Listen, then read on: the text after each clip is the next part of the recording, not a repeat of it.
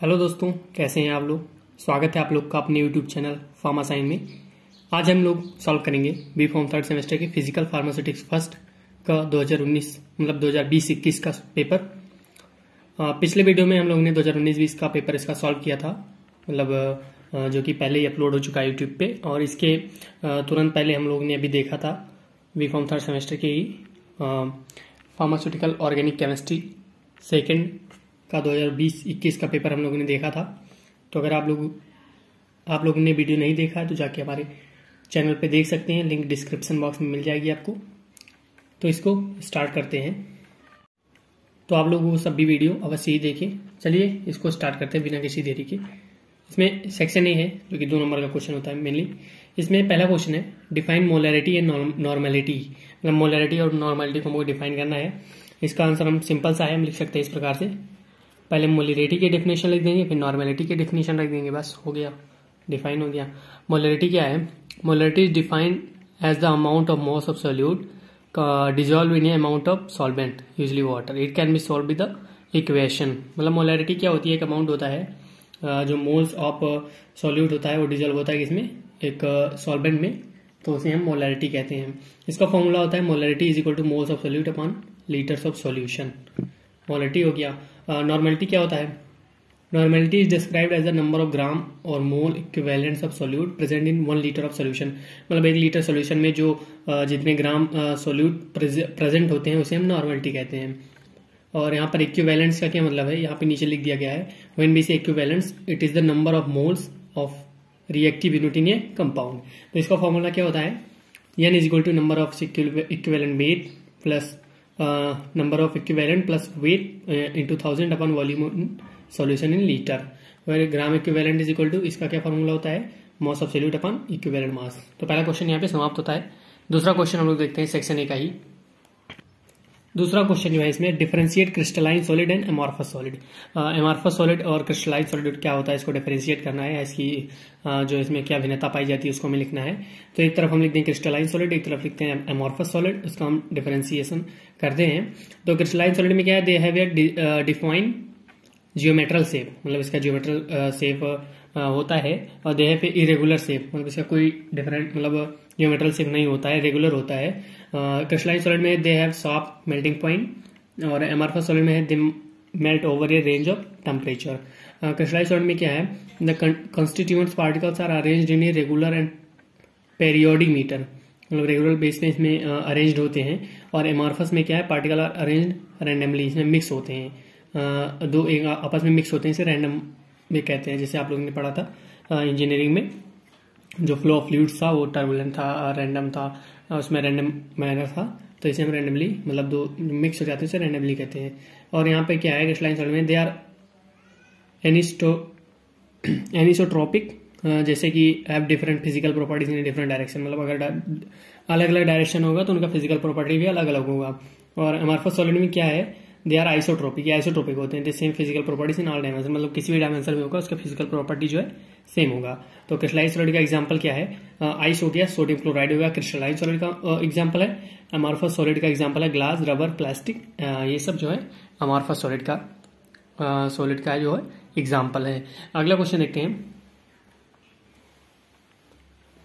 Define critical solution temperature. Critical solution temperature क्या होता है इसके बारे में बताना है। The temperature at which complete miscible is reached as the temperature is raised और सम केस लोवर्ड, मतलब ऐसा टेम्परेचर जहां पर जो उसकी कंप्लीट जो सॉल्युबिलिटी है, जो लास्ट सॉल्युबिलिटी जहां तक वो सॉल्युबल हो सकता है वहां तक अगर पहुंच जाता है तो हम क्या कहते हैं? Critical solution temperature.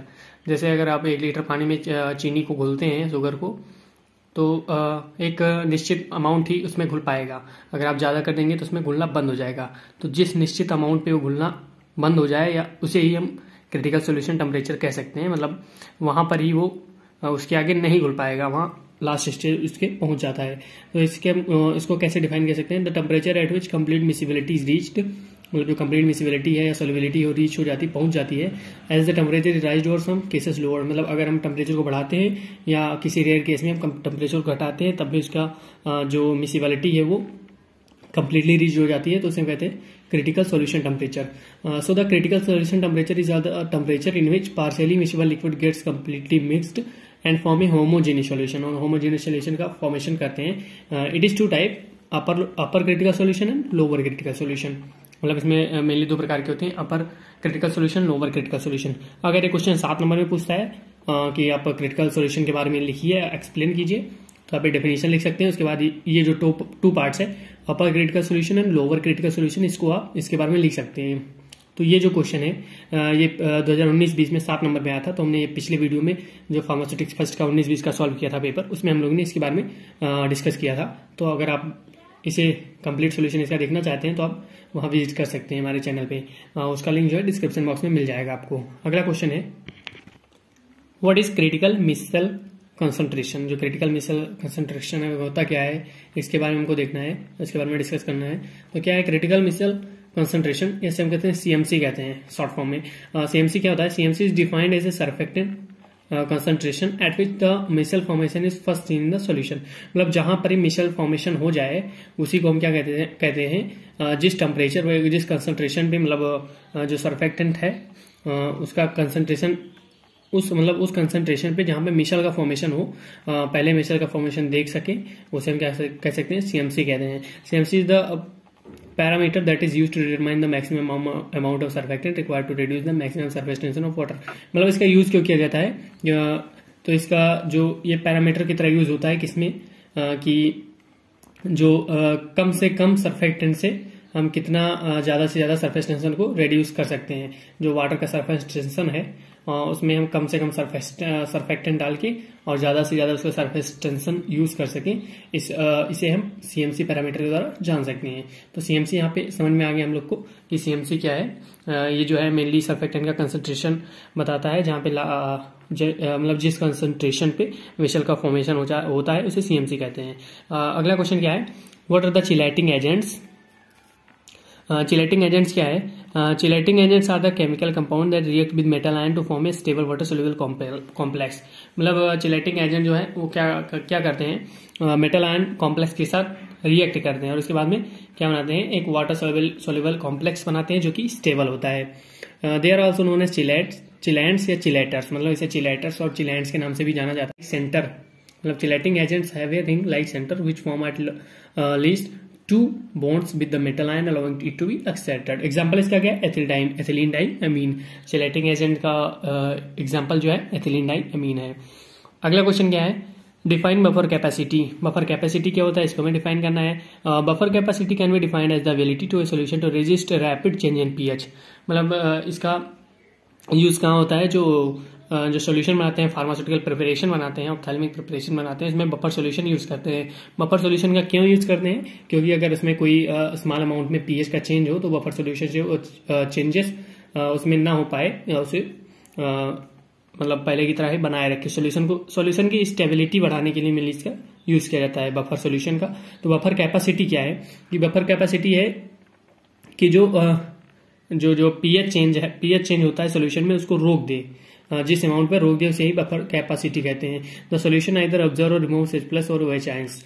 मतलब या तो हाइड्रोजन आयन को ऑब्जर्व कर ले या फिर OH आयन को ऑब्जर्व कर ले, इसमें बफर कैपेसिटी कहते हैं।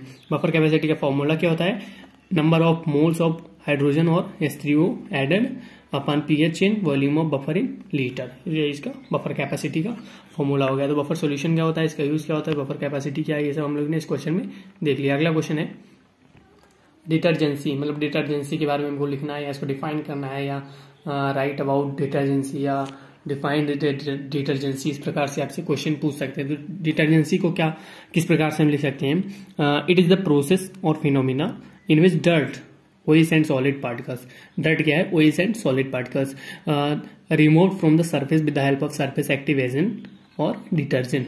मतलब क्या होता है, इसमें एक प्रकार का फिनोमिना है जिसमें जो है डर्ट पार्टिकल्स, जिसमें ऑयल्स हो गए, सॉलिड्स हो गए, क्या करते हैं, सरफेस से रिमूव किए जाते हैं। किसकी सहायता से, सरफेक्टेंट की मदद से।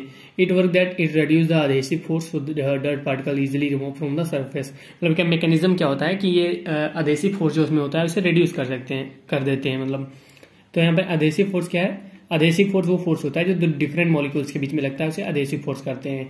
और जो कोहेसिव फोर्स होता है वो सेम मॉलिक्यूल्स के बीच में लगता है, उसे कोहेसिव फोर्स कहते हैं। तो इसका मैकेनिज्म क्या है डिटर्जेंसी का, कि ये अधेसिव फोर्स को रेड्यूस कर देते हैं, जिससे डर्ट पार्टिकल आसानी से वहां से रिमूव हो जाते हैं। तो यहाँ पर हम लोग ने डिटर्जेंसी भी देख लिया। तो 7वां क्वेश्चन सेक्शन ए का समाप्त हुआ। सेक्शन ए का ही 8वां क्वेश्चन देखते हैं, define glassy state. Glassy state क्या होता है, इसको हमें डिफाइन करना है। तो इसे हम लिख सकते हैं, when any liquid put on the super cooled condition it is called glassy state. मतलब जब किसी लिक्विड को जो है सुपर कूल्ड कंडीशन में रखा जाता है तो इसे हम ग्लासी स्टेट कहते हैं। एग्जाम्पल से आप बिल्कुल समझ जाएंगे। एग्जाम्पल इसका ग्लास है। ग्लास जो होता है, कांच जो होता है, ये जो है सॉलिड में नहीं होता है, ये ग्लासी स्टेट या सुपर कूल्ड कंडीशन में होता है। तो इसे हम लोग मतलब इसे ग्लासी स्टेट, कांच को भी हम या ग्लास को हम कह सकते हैं। अगला क्वेश्चन है सेक्शन ए का ही, what is the liquid crystal, name its 2 types. Liquid crystals होते क्या है, इसके 2 टाइप्स लिखना है। तो इसमें देखते हैं क्या होता है लिक्विड क्रिस्टल्स।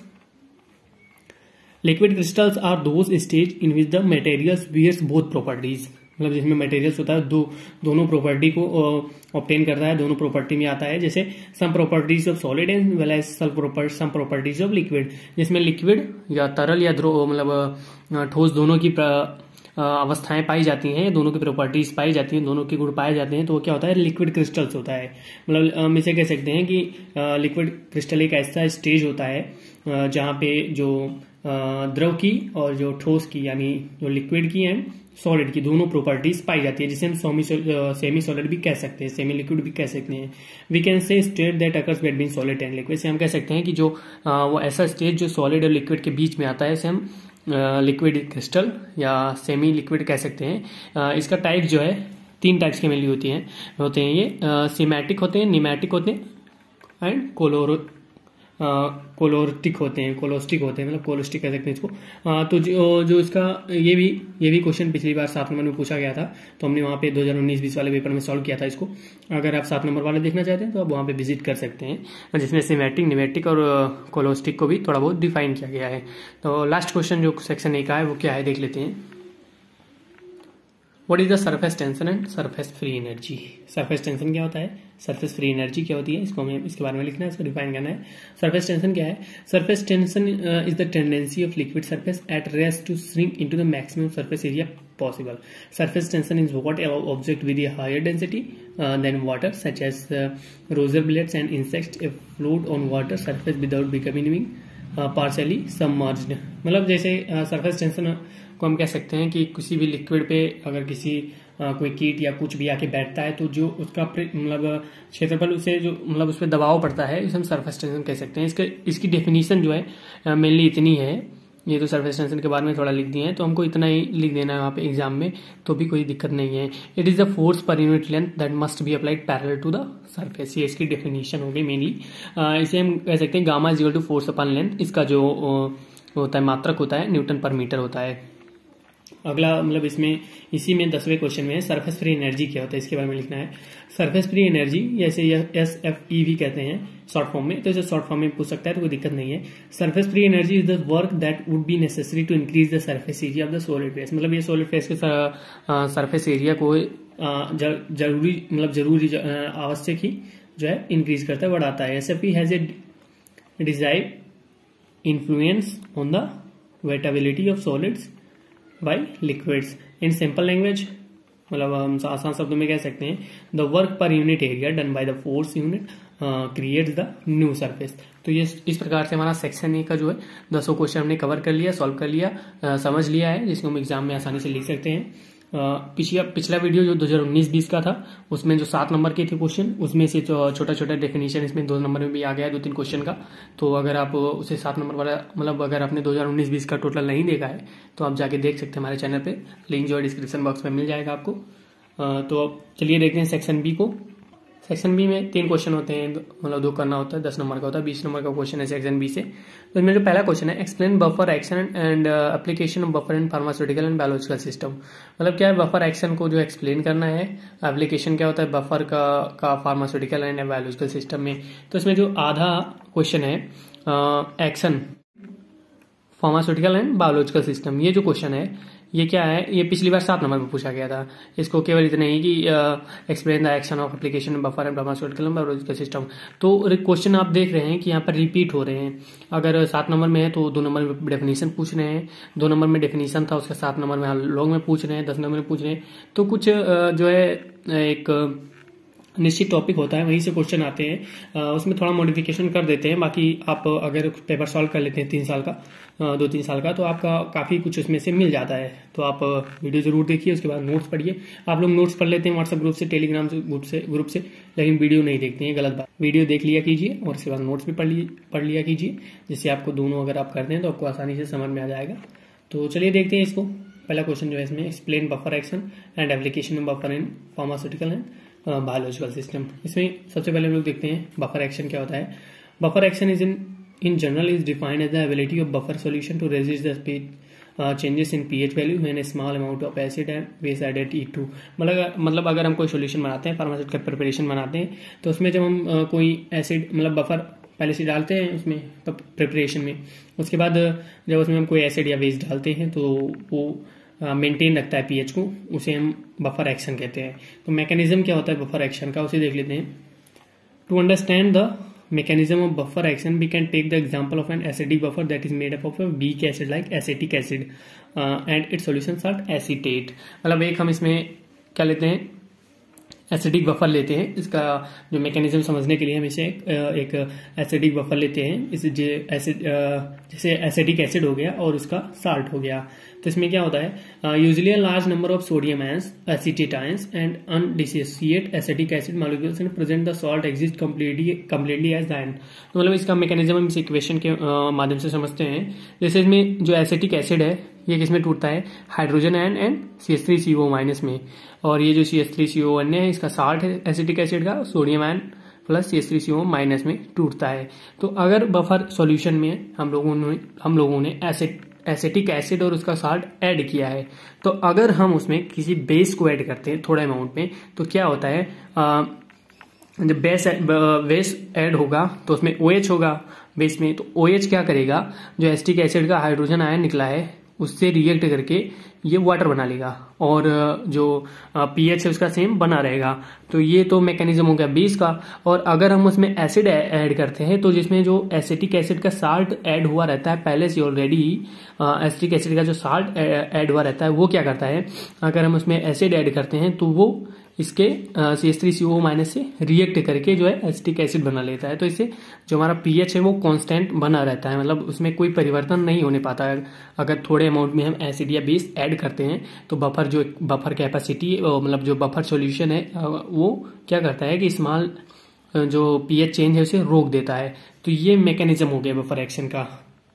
इसमें क्या है, so we can say when acid और base is added its effect is practically balanced and the pH of the solution is always constant।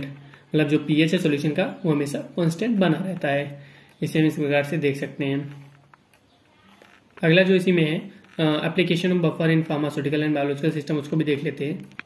अभी उसी में थोड़ा बहुत है, अभी जो बफर मैकेनिज्म बफर एक्शन है इसमें की पॉइंट्स क्या क्या है ऐसे जो हमें जानना चाहिए। If we take a solution the salt will be completely ionized and the weak acid is partially ionized. जैसे ये CH3 इसका एसिटिक एसिड का साल्ट है तो ये Na+CH3CO- में टूटता है, और एसिटिक एसिड जो है तो इसमें क्या है, on addition of acid and base, जब हम एसिड बेस को ऐड करते हैं, जैसे हमने पिछली बार मतलब पीछे हमने बताया था वैसे इसमें उसका की मतलब वर्ड लिख दिया गया है वही उसी तरफ से।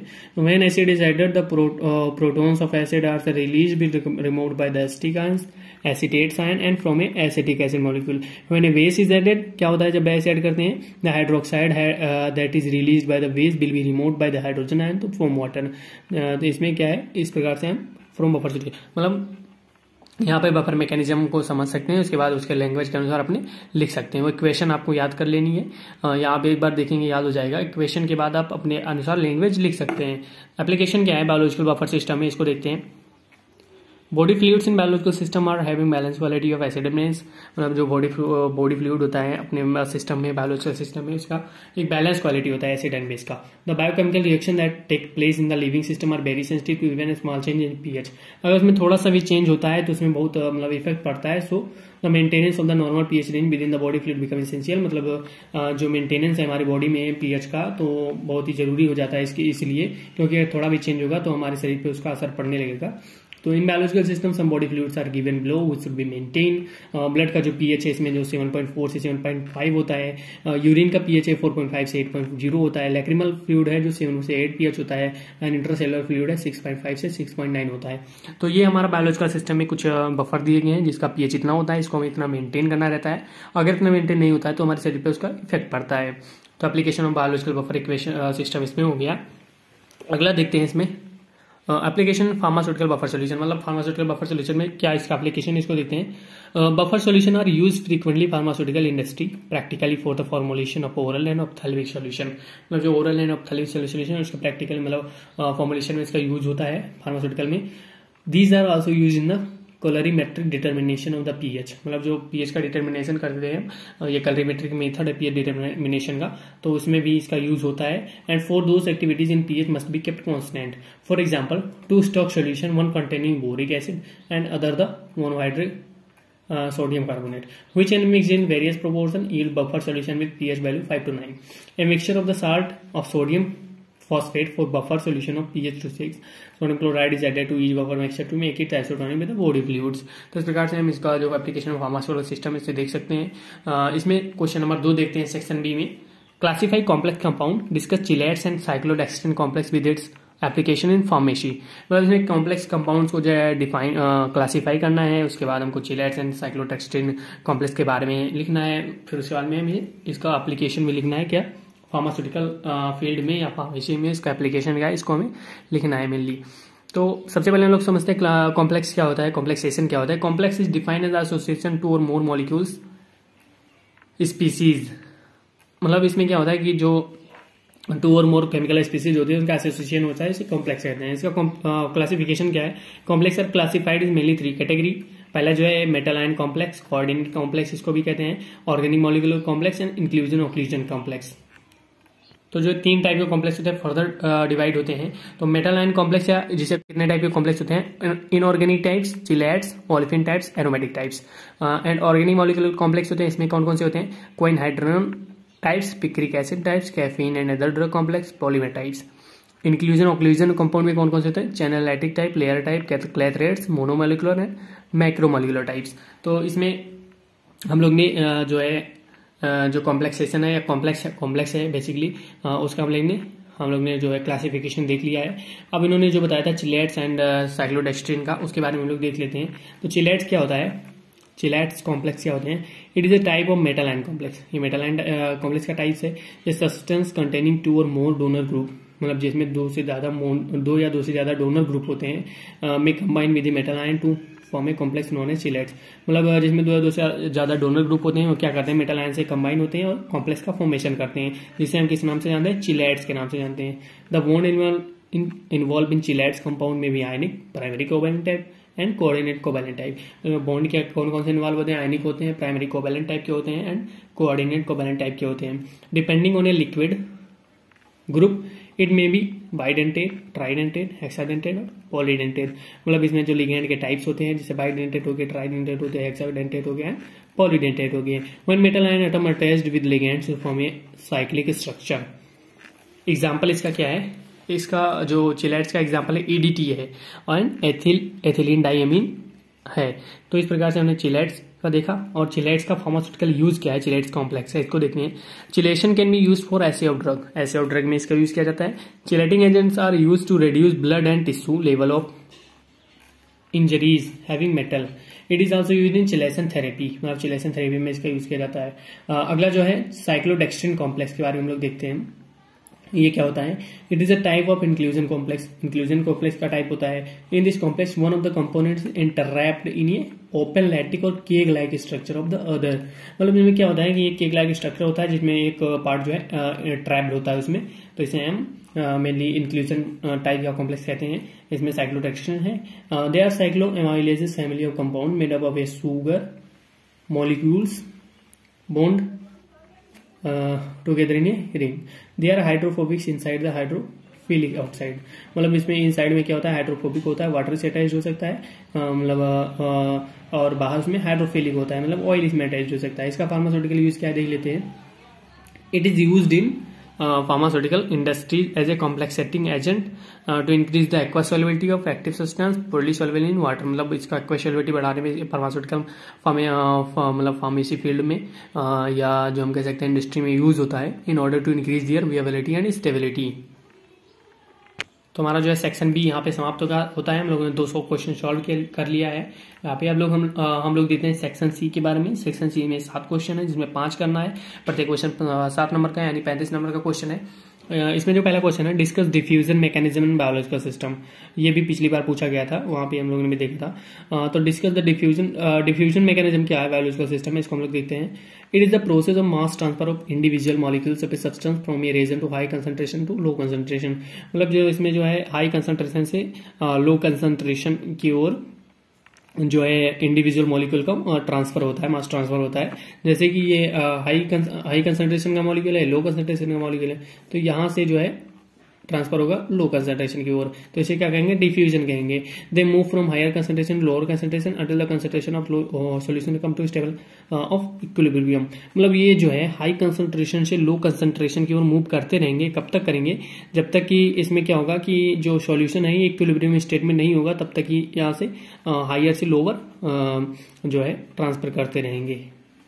तो जो इसमें है डिफ्यूजन मैकेनिज्म जो है क्या किस प्रकार से यूज होता है इसे हम देखते हैं। ट्रांसफर ऑफ ड्रग और biological substance through diffusion. Drug release from various dosage form, इसमें डिफ्यूजन का यूज होता है। Absorption and elimination of drug formulation. Drug distribution in the body, मतलब डिस्ट्रीब्यूशन ऑफ बॉडी में भी ड्रग के डिस्ट्रीब्यूशन में जो है ऑस्मोसिस का मेन योग होता है, मेनली डिस्ट्रीब्यूशन का उपयोग होता है। ऑस्मोसिस में होता है, ultra filtration, micro filtration and dialysis में इसका यूज होता है। The rate of diffusion and the solute can be expressed by fix first law. जो फिक्स आपने उन्होंने पहला लॉ दिया डिफ्यूजन में, तो इसमें क्या था, it state that the rate of diffusion of a solute molecule through a barrier is proportional to the concentration gradient. इसका फॉर्मूला हम लिख सकते हैं I is equal to D M upon D T. इसे हम कह सकते हैं J is equal to minus D D C upon D X, where J is equal to flux of a component, D M क्या है यहाँ पे amount transport, D T क्या है time taken, D is equal to division constant, D C upon D X क्या है ये concentration gradient. Negative sign यहाँ पे क्या इंडिकेट करता है, निगेटिव साइन जो यहाँ पे है माइनस डी, वो क्या कहता है, negative sign indicate that diffusion occurs in the direction opposite to that the high concentration, high to low concentration. Fick's second law क्या कहता है डिफ्यूजन का, it state that the change in concentration with respect to time, मतलब जो time के अनुसार जो concentration का चेंज है वो क्या होता है, particular region is proportional to the change in the concentration gradient at the point in the system. इसे लिख सकते हैं DC upon D T equal to D into D square C upon D X square. तो application क्या है, pharmacy drug distribution का है, prediction of observer का है, रिलीज ऑफ ड्रग इसका यूज किया जाता है। हमारा पहला क्वेश्चन जो सेक्शन सी का है समाप्त होता है। दूसरा क्वेश्चन देखते हैं इसमें क्या है। दूसरा जो क्वेश्चन है discuss various method of analysis of complexation. तो हम लोग ने पिछले क्वेश्चन में कॉम्प्लेक्स के टाइप्स देखे थे, उसमें क्लेथरेट मतलब जो चिलेट्स थे और एक और जो डेक्स्ट्रो मतलब जो वो था उसको देखे थे। और इसमें जो है हम लोग देखेंगे various method of analysis of complexation, मतलब कॉम्प्लेक्सेशन को एनालिसिस के लिए कौन कौन सा मेथड यूज करते हैं इसको हम लोग देखेंगे। When complexation is form then we have to know whether the complex form made or not. मतलब जब कॉम्प्लेक्सेशन का फॉर्मेशन हो जाता है तो हम इसको चेक करने के लिए कि कहाँ पर कॉम्प्लेक्स का फॉर्मेशन हुआ है या कहाँ का नहीं हुआ है, इसके लिए हम इसका एनालिसिस करते हैं। इसके लिए कई मेथड बताए गए यहाँ पे। Here are mainly 4 types of method, मतलब मेनली 4 प्रकार के मेथड होते हैं। पहला है मेथड ऑफ कंटिन्यूस वेरिएशन, और दूसरा इसमें है डिस्ट्रीब्यूशन मेथड है, सॉल्युबिलिटी मेथड है, पीएच टाइट्रेशन मेथड है। तो पहला देखते हैं मेथड ऑफ कंसंट्रेशन वेरिएशन क्या होता है। When 2 or more species are associated complex and when complex form their physical property would have changed such as dielectric constant, refractive index etc. We can understand by following example if we have 2 chemical species A and B। मतलब क्या होता है जब हम 2 या 2 से ज्यादा chemical species को आपस में एसोसिएट होता है तो एक कॉम्प्लेक्स बनाते हैं, और जो कॉम्प्लेक्स का फॉर्मेशन होता है तो उसका फिजिकल प्रॉपर्टी वो चेंज हो जाता है। जैसे कि इसका डाइलेक्ट्रिक कांस्टेंट चेंज होता है, रिफ्रैक्टिव इंडेक्स जो है चेंज होता है। तो इसे हम मेथड ऑफ कंटिन्यूअस वेरिएशन कह सकते हैं, जिसे हम इस प्रकार से समझ सकते हैं कि अगर हमारे पास दो प्रकार के केमिकल स्पीसीज हैं ए एंड बी, तो अगर हम यहाँ पे एक कॉम्प्लेक्स का फॉर्मेशन नहीं होता है तो physical properties are at is same. मतलब अगर फिजिकल प्रॉपर्टी सेम रहती है तो हम इससे जान जाते हैं कि कॉम्प्लेक्स का फॉर्मेशन नहीं हुआ है, और अगर फिजिकल प्रॉपर्टी डिफर करती है ए एंड बी से, फिजिकल प्रॉपर्टी है differ A and B, then the complex form, मतलब तब हम जान जाते हैं कि कॉम्प्लेक्स का फॉर्मेशन हुआ है। अगला जो मेथड है डिस्ट्रीब्यूशन मेथड। कौन सा मेथड है? Distribution method. किस लिए है ये एनालिसिस ऑफ कॉम्प्लेक्सेशन में डिस्ट्रीब्यूशन मेथड है। तो इसमें क्या है, in this method we find out partition coefficient. इसमें जो पार्टीशन कोफिशिएंट निकाला जाता है या हम इसे डिस्ट्रीब्यूशन कोफिशिएंट भी कहते हैं। इसका एग्जांपल है, मतलब इसका हम किस फॉर्मूले से निकालते हैं, k is equal to x in oil upon x in water. If in distribution then its solubility increases in oil water. मतलब अगर इसमें कॉम्प्लेक्स का फॉर्मेशन होता है तो इसमें जो है सॉल्युबिलिटी इंक्रीज हो जाती है ऑयल वाटर का, due to its partition coefficient value change, और इसके कारण इसका पार्टीशन कोफिशिएंट वैल्यू भी चेंज हो जाता है। One complex in not form, अगर कॉम्प्लेक्स का फॉर्मेशन नहीं होता है in 30 ml CCl4 and 30 ml water for this let preparation coefficient.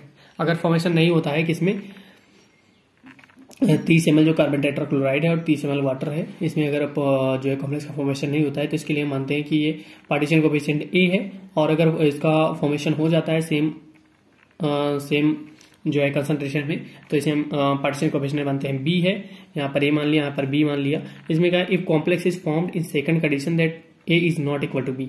अगर जो है कॉम्प्लेक्स फॉर्म हो जाता है सेकंड कंडीशन में तो ए और बी बराबर नहीं होंगे, and complex is not form in second condition then A is equal to B. और अगर इसमें सेकंड कंडीशन में जो है कॉम्प्लेक्स का फॉर्मेशन नहीं होगा तो ए जो है बी के बराबर होगा। तो इस प्रकार से इसको समझ सकते हैं। अगला जो सॉल्युबिलिटी मेथड है, इसमें क्या है, this method excess quantity of the drug are placed in well sealed bottles solution और the complex setting agent are added to in different concentration respectively. तो the complex is formation is based on the solubility of the components, मतलब जो complex formation है वो solubility पे based होता है in presence of complex setting agent. मतलब complex setting agent के प्रेजेंट में जो सॉल्युबिलिटी के पे बेस्ड होता है इसका जो मेथड है कॉम्प्लेक्स फॉर्मेशन का। जैसे इसका एग्जांपल है कॉम्प्लेक्सेशन ऑफ पावा। पावा का फुल फॉर्म क्या था, पैरामिनो बेंजोइक एसिड। तो इसमें complexation of PABA by caffeine इसका जो सॉल्युबिलिटी मेथड का एग्जांपल है। इसके हम इस चार्ट से समझ सकते हैं। इसमें एक्स एक्सिस पे क्या है, volume of caffeine solution, and Y axis पे क्या है, मॉलिक्यूलर कंसंट्रेशन ऑफ पावा। तो इसमें मॉलिक्यूलर कंसंट्रेशन है, यहाँ पर हम देख सकते हैं कि सॉल्यूशन पॉइंट हो गया, सैचुरेशन पॉइंट हो गया, सॉल्युबिलिटी ऑफ पावा ए, और higher complex solubility of PABA and pressure of caffeine. मतलब इसमें जो सॉल्युबिलिटी ऑफ पावा को हम मतलब यहाँ पर हम कह सकते हैं PABA plus caffeine is equal to PABA caffeine complex, K is equal to PABA minus caffeine PABA upon caffeine. So इसे it constant value increases, complexation also increases. मतलब अगर कांस्टेंट वैल्यू बढ़ेगी तो कॉम्प्लेक्सेशन भी बढ़ेगा, अगर कांस्टेंट वैल्यू घटेगी तो कॉम्प्लेक्सेशन भी घटेगा। अगला जो इसका चौथा मेथड है वो है pH titration method. The method can be used when the complexation occurs due to change in pH. मतलब अगर पीएच चेंज होता है तो ये मेथड का यूज होता है। So firstly we check pH before complexation, मतलब कॉम्प्लेक्सेशन के पहले हम पीएच को चेक करते हैं, एंड आफ्टर कॉम्प्लेक्सेशन इट मतलब अगर उसके बाद कॉम्प्लेक्सेशन बन जाता है, if the volume of pH change mean complex form. अगर जो पीएच की वैल्यू है चेंज हो जाती है तो कॉम्प्लेक्स फॉर्म होता है, इसीलिए हम पहले ही चेक कर लेते हैं। अगर कॉम्प्लेक्सेशन के बाद में हम उसको चेक करते हैं, अगर पीएच डिफर करता है या चेंज वैल्यू में चेंज होता है तो इसका मतलब होता है कॉम्प्लेक्स फॉर्मेशन होता है। And if pH not change means complex not formed. Example क्या है, chelation of cupric ion bye glycine plus sodium hydroxide. तो बेसिक पीएच हो जाएगा glycine plus sodium hydroxide plus जो है क्यूप्रिक आयन, तो क्या हो जाएगा एसिडिक पीएच। इसका मीन्स है कॉम्प्लेक्स फॉर्म पीएच चेंज।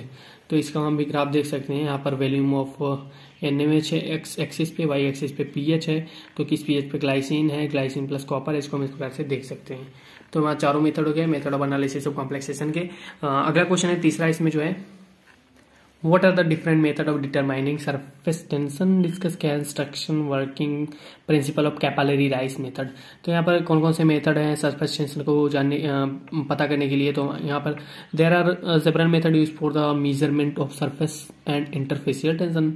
इसमें क्या है, कैपिलरी राइज मेथड है, ड्रॉप काउंट मेथड है, ड्रॉप वेट मेथड है, विलेल्मी प्लेट मेथड है, रिंग डीअटैचमेंट मेथड है, जिसमें आप लोगों ने ड्रॉप काउंट मेथड का और कैपिलरी राइज मेथड का जो है प्रैक्टिकल में भी किया होगा। प्रैक्टिकल में तो वहाँ पे आप जान सकते हैं, उसे आप समझ सकते हैं अगर वो आपको याद हो तो इसमें जो पहला मेथड है कैपिलरी राइज मेथड है, इसे क्या कहते हैं, it is use to measure the surface tension. क्योंकि यहाँ पे कैपिलरी राइज मेथड के बारे में कंस्ट्रक्शन वर्किंग प्रिंसिपल बताना है, तो सबसे पहले कैपिलरी मेथड के बारे में लिख देते हैं। It is use to measure the surface tension. इसमें एक फिगर बना लेते हैं, इसमें बीकर लेते हैं, लिक्विड लेते हैं और इसमें कैपिलरी जो है डिप कर देते हैं। इसका प्रिंसिपल क्या है, when a thin glass tube यानी capillary is placed in between liquid rises up in the capillary tube up to certain height. मतलब में जो सर्टेन हाइट तक, कुछ हाइट तक, कुछ ऊंचाई तक जो लिक्विड ऊपर चढ़ता है, it happened because adhesive force between capillary and liquid is more than the cohesive force between intermolecular bond of liquid. मतलब किस कारण होता है, क्योंकि एडहेसिव फोर्स इसका ज्यादा होता है कैपिलरी का, कैपिलरी और लिक्विड के बीच में एडहेसिव फोर्स ज्यादा होता है। तो यहाँ पर जैसे कि पहले भी बता चुके हैं, एडहेसिव फोर्स मतलब दो डिफरेंट मॉलिक्यूल्स के बीच में जो फोर्स होता है एडहेसिव फोर्स कहते हैं। सेम मॉलिक्यूल में फोर्स में जो फोर्स सेम मॉलिक्यूलर या सेम मॉलिक्यूल में जो फोर्स लगता है इसे कोहेसिव फोर्स कहते हैं। तो इसमें क्या है, एडहेसिव फोर्स ज्यादा होता है देन कोहेसिव फोर्स, मतलब इंटरमॉलिक्यूलर कोहेसिव फोर्स या एडहेसिव फोर्स ज्यादा होता है। Due to surface tension liquid rises but some gravitational force is also apply on liquid which pull downward liquid when both force on equal liquid is in equilibrium and stable in the solution। इसका derivation किस प्रकार से करते हैं, सबसे पहले upward force निकालते हैं, F equal to 2 r into cos gamma cos theta. इसको हम इक्वेशन फर्स्ट मानते हैं क्योंकि F equal to 2 r into gamma होता है। तो यहाँ पर F इक्वल टू क्या है, 2 r into gamma cos theta. तो where 2 r equal to confirmation होता है capillary and y cos theta is surface tension and angle instant contact, y cos theta हो गया, 2 r हो गया। डाउनवर्ड फोर्स में क्या है, F is equal to mgh plus W, इसे इक्वेशन सेकंड मानेंगे। वेयर mgh क्या है, यहाँ पे पोटेंशियल एनर्जी है एंड W क्या है, वेट ऑफ लिक्विड है। वी नो दैट, क्या हम जानते हैं, rho is equal to M upon V. तो एम अपान v का यहाँ पे क्या है, pi square, v is equal to pi R square होता है। तो यहाँ पे हम लिख सकते हैं F is equal to M upon pi R square.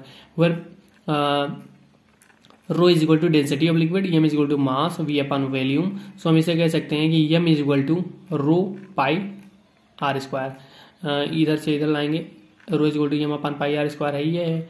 तो यहाँ पे जब M is equal to pi rho pi R square करेंगे, इसको इक्वेशन थर्ड मानेंगे।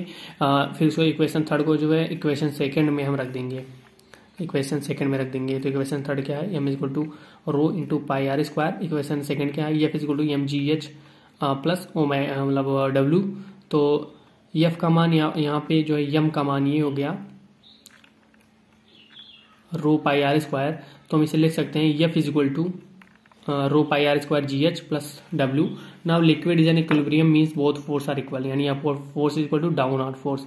अपवर्ड फोर्स क्या है, upward force 2 pi R gamma cos theta and is equal to downward force है rho pi R square GH plus omega. Pi से pi cancel हो गया, are से एक आर कैंसिल हो गया। तो यहाँ पर क्या बचा, 2 gamma cos theta is equal to rho GH plus W। यहाँ पे हम लिख सकते हैं gamma is equal to half rho GH plus W। इसे हम कह सकते हैं सरफेस टेंशन को, इसे हम मीजर करते हैं। Where gamma is equal to surface tension, rho is equal to density, G is equal to gravitational force, H is equal to height of rising liquid and gamma is equal to radius of the liquid. तो इस प्रकार से हमारा जो है surface capillary rise method यहाँ पे समाप्त होता है। हम लोगों ने डेरिवेशन करके भी देख लिया। जो चौथा क्वेश्चन है सेक्शन सी का, classify surface active agent, discuss application in surface active agent in pharmaceuticals. तो सबसे पहले हम लोग देखते हैं सरफेस एक्टिव एजेंट या सर्फेक्टेंट होता क्या है। These are the agent which are used to reduce surface and interfacial tension between the liquid. मतलब सरफेस टेंशन और इंटरफेशियल टेंशन को कम करने के लिए इसे लिक्विड में लगाया जाता है। इसे क्या कहते हैं हम, सरफेस एक्टिव एजेंट या सर्फेक्टेंट कहते हैं हम। It helps in mixing of oil in water, मतलब ऑयल इन वाटर को मिक्स करने में हेल्प करता है। इसके एग्जाम्पल क्या क्या है, डिटर्जेंट हो गया, सॉप्स हो गया, इमल्सिफायर हो गया। Classification of surface active agent, कौन कौन से इसके टाइप्स के होते हैं, कौन कौन से टाइप होते हैं, इसे देख लेते हैं। तो ये मेरे 4 प्रकार के होते हैं। सबसे पहले होता है एनाइनिक होता है, कैटाइनिक होता है, एम्फोलेटिक होता है, नॉन आयनिक होता है। तो इसे हम इसका एक्सप्लेन देखते हैं आगे। सबसे पहला जो है एनाइनिक सर्फेक्टेंट, ये क्या होता है, it contain organic tail with negative charged and small positive molecule like ammonia. These are unpleasant and so not suitable for internal use. इसका जो एग्जांपल है अल्काइल मेटल्स हो गया एंड अमोनियम सोप्स हो गया। दूसरा जो है कैटाइनिक सर्फेक्टेंट, ये क्या होते हैं, with positive charged and small negative molecule like chloride. These are sometime used in the skin for draining of wounds, मतलब क्लीनिंग ऑफ वाउंड।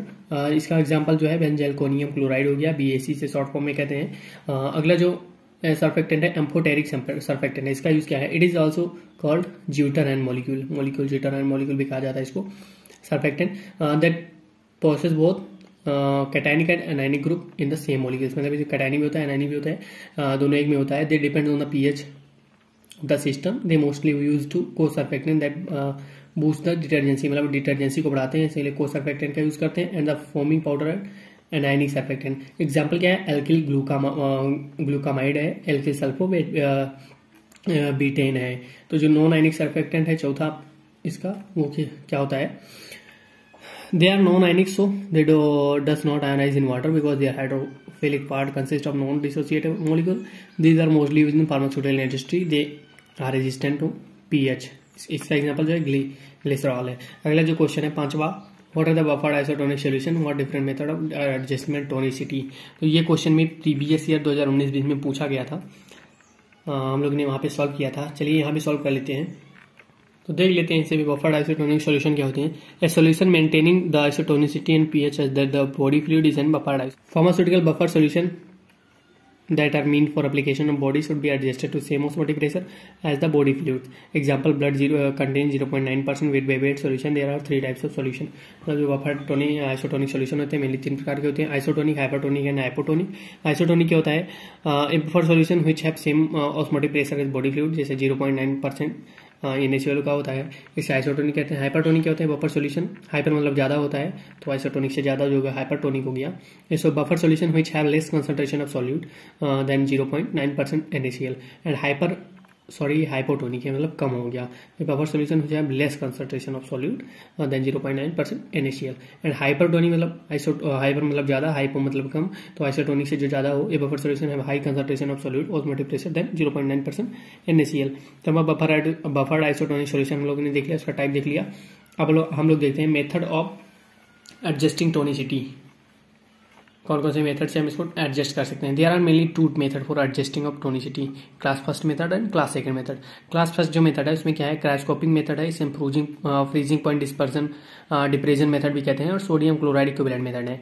तो पहला जो क्रायोस्कोपिक मेथड है, the method mainly used for the hypertonic solution और in which concentration of NaCl is less than 0.9% NaCl। मतलब जो cryoscopic मतलब जो क्लास फर्स्ट पूरा मेथड है, इसमें ये किस लिए यूज किया जाता है? हाइपोटोनिक सॉल्यूशन के लिए, मतलब जिसमें जो कंसंट्रेशन ऑफ NaCl है वो कम हो, इन द कंपेरिजन NaCl के जो कंसंट्रेशन है वो कम हो, उसे हम कह सकते हैं हाइपोटोनिक सॉल्यूशन। तो जो क्लास फर्स्ट मेथड है ये बेसिकली हाइपोटोनिक सॉल्यूशन के लिए यूज किया जाता है, जिसमें जो है जो कंसंट्रेशन जो सोडियम क्लोराइड की है वो कम होती है 0.9% से। तो इसमें जो कम होती है तो हम सोडियम क्लोराइड को ऐड कर देते हैं, तो इसलिए हम इसे कह सकते हैं कि sodium chloride is added to the solution to make it isotonic. इसका जो फॉर्मूला होता है W% is equal to 0.52 minus A upon B, where A is equal to amount of adjusting substance, A is equal to freezing point of 1% solution, and V is equal to freezing point of 1 solution of adjusting। दूसरा जो है sodium chloride equivalent method, मतलब जैसे कि नाम से स्पष्ट है कि सोडियम क्लोराइड इक्विवेलेंट मतलब सोडियम क्लोराइड को बराबर किया जाता है। यहाँ तो बराबर कैसे करेंगे? या तो हम वाटर ऐड करेंगे या सोडियम क्लोराइड ऐड करेंगे। तो क्लास फर्स्ट मेथड में जो मेनली जो है हाइपोटोनिक सॉल्यूशन के लिए किया जाता है, तो कम होगा तो इसलिए हम इसमें NaCl ऐड करेंगे। Use for the hypotonic solution मतलब जिसमें कंसंट्रेशन कम होगा in the comparison of 0.9% NaCl से, तो इसमें क्या है? NaCl को ऐड कर देंगे and add sodium chloride in solution to make it isotonic. इसका जो एग्जांपल है इज इक्वल टू सबट्राइंड टू 4 SO अपॉन ISO, लीसो इसे कह सकते हैं 17 इंटू लीसो upon M, where is equal to sodium chloride equivalent और amount of NaCl required and लीजो इक्वल टू लीजो वैल्यू हो गया, ये means molecular weight of drug solution. आगे देखते हैं क्लास सेकंड मेथड। इसमें क्या है? This method use for the hypertonic solution. जो क्लास फर्स्ट मेथड है वो हाइपोटोनिक सॉल्यूशन के लिए होता है। हाइपोटोनिक मतलब जिसका कंसंट्रेशन जो है 0.9% NaCl से कम होता है वो हाइपोटोनिक है, जिसका ज्यादा होता है हाइपरटोनिक है। तो क्लास फर्स्ट में हाइपोटोनिक के लिए यूज हुआ था, तो उसमें जो है सोडियम क्लोराइड को ऐड किए थे, और यहाँ पर जो है हाइपरटोनिक के लिए यूज हो रहा है, तो हाइपरटोनिक में क्या करेंगे? हम वाटर को ऐड करेंगे। तो क्लास फर्स्ट मेथड में this method is use for the hypertonic solution, add water in solution to make it isotonic. इसमें जो पहला मेथड है व्हाइट विंसेंट मेथड, दूसरा मेथड है स्पाउल्स मेथड। तो व्हाइट विंसेंट मेथड में का formula V is equal to W into E into 111 into 1. V is equal to volume of water added in solution to make it isotonic. W is equal to weight of drug in gram, E is equal to equivalent weight of drug.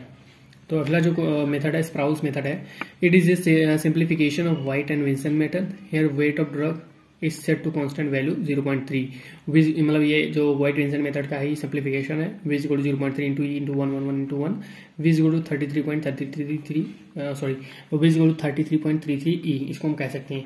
तो इस प्रकार से हमारा ये question में 5वां question भी section C का समाप्त होता है।